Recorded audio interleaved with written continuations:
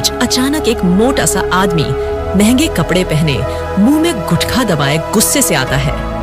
वो था पास के समोसे होटल का मालिक, जिसका नाम है हरिराम। अरे ओ बहनों, तुमने ठेला यहाँ क्यों लगाया है? ये जगह मेरी दुकान के सामने है, हमारे ग्राहक छीन रही हो तुम।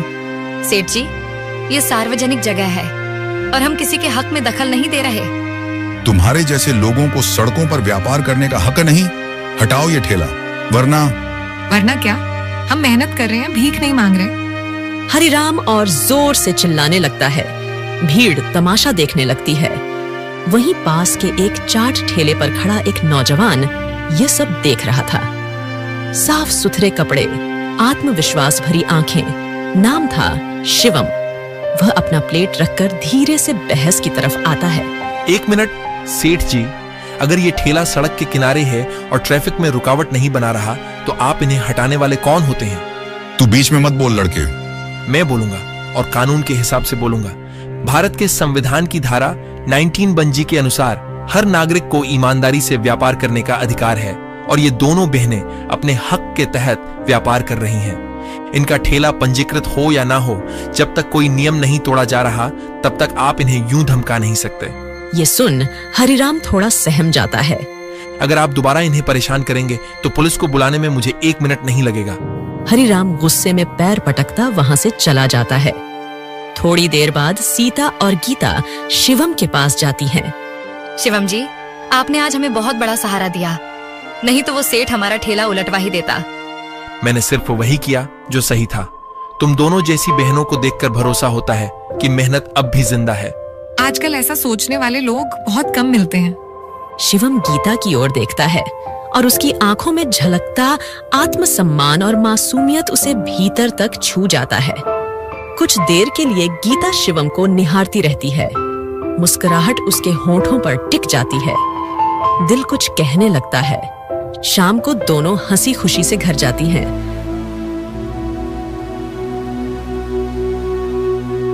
गीता, आज शिवम ने जो किया वो कोई सामान्य बात नहीं थी।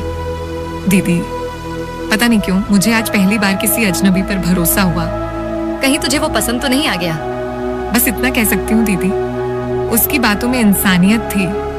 वो भी हमारी जैसी लड़कियों के लिए बस वही सबसे कीमती होती है। रात को तीनों खाना खाकर सो जाती हैं। अब शिवम रोज सीता गीता के ठेले के पास आने लगा।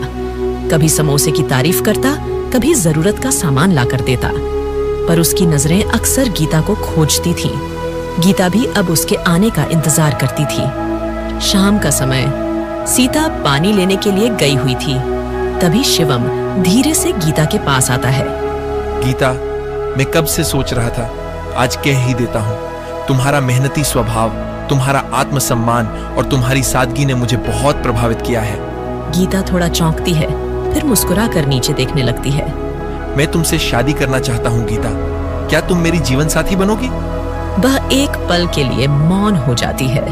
उसकी आंखें भर आती हैं, फिर धीरे से हाँ में सिर हिला देती है। शिवम, मैं गरीब जरूर हूँ, मगर अपने चरित्र की अमीरी पर गर्व है। अगर तुम्हें मेरे साथ ये जिंदगी मंजूर है तो मैं भी राजी हूँ। अगले दिन शिवम अपने माँ पिता को गीता के बारे में बताता है। पिता मुस्कुराते हैं, लेकिन माँ थोड़ा नाराज होती है। शिवम, एक सड़क पर ठेला लगाने वाली लड़की से शादी करोगे? हमारे खानदान की इज्जत का क्या? इज्जत मेहनत से मिलती है, खानदान से नहीं। अगर हमारी बहू मेहनती, सच्ची और आत्मसम्मानी है तो उससे अच्छा और क्या चाहिए? शिवम विनम्रता से समझाता है। माँ, मैंने बहुत लड़कियां देखी, लेकिन गीता जैसी गरिमा और ईमानदारी कभी नहीं मिली। मैं अपने फैसले से खुश हूँ और चाहता हूँ आप भी मेरे साथ हो। माँ धीरे धीरे पिघलती है। अगर तुम खुश हो तो हम भी राजी हैं बेटा। जाओ, बहू को घर ले आओ। इसके बाद गीता और शिवम की शादी हो जाती है। कुछ दिन बाद शिवम सीधा तहसील कार्यालय पहुंचकर पुराने कागज दिखाता है और सेठ के झूठे दस्तावेजों की पोल खोलता है। इसके बाद शिवम, सीता, गीता और सरकारी अफसर एक गाड़ी में बैठकर अपने पुराने गांव लौटते हैं। गांव में पहुंचते ही पुराने लोग उन्हें देख चौंकते हैं। सेठ भीमसेन दूर से देख रहा होता है। भीमसेन, तुमने धोखे से इनकी जमीन हथियाई थी, अब ये जमीन वापस इन्हीं को सौंपी जाती है। ये लो अपने पैसे। मैं माफी चाहता हूँ, मुझसे गलती हो गई। बाबा, तुम्हारा सपना आज पूरा हुआ। अब हम फिर से अपनी जमीन पर खड़े हैं, मगर इस बार सम्मान और प्यार के साथ। कुछ महीने बाद हरा भरा आंगन में सीता तुलसी के पौधे को पानी दे रही थी। गीता और शिवम पास बैठे थे। दीदी, अब आपकी भी बारी है। आप सारी जिंदगी हमारे लिए सोचती रहीं, अब हम आपके लिए सोचेंगे। हमने एक बहुत ही अच्छा, पढ़ा लिखा, सादगी पसंद लड़का देखा है और वो आपसे मिलने को भी तैयार है। अरे नहीं, मेरी तो आदत है अकेले रहने की और मुझे इससे कोई शिकायत नहीं।